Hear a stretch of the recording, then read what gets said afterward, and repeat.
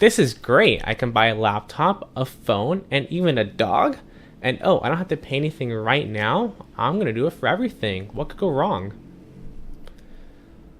I owe $5,000 in debt and I only spent $4,000 and my credit score dropped. This makes no sense. It was simple.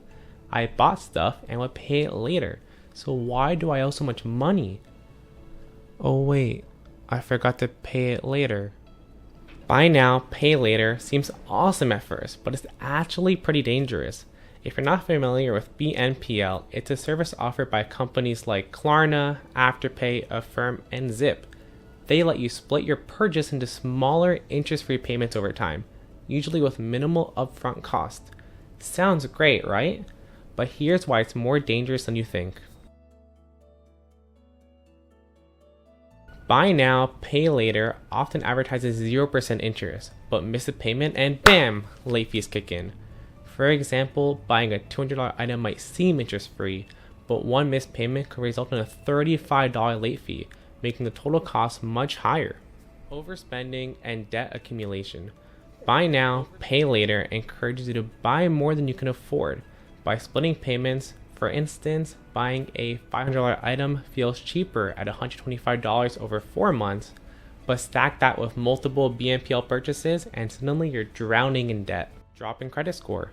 Miss a few payments and BNPL can and will report you to the credit bureaus.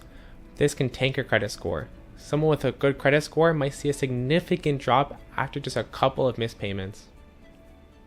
No consumer protection.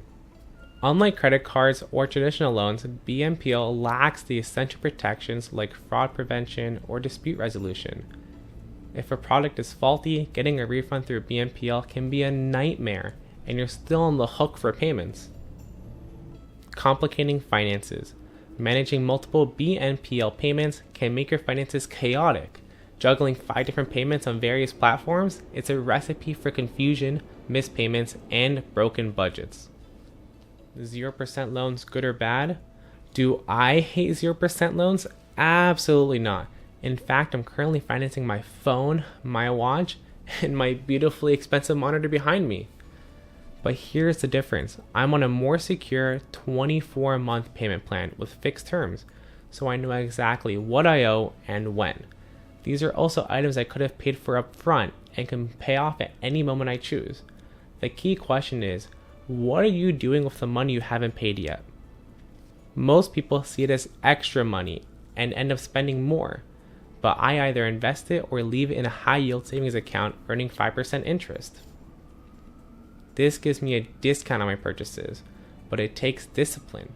If you can't manage that, it's probably best to avoid loans or financing altogether. There's nothing wrong with that, and it'll likely leave you in a better financial position than most Americans.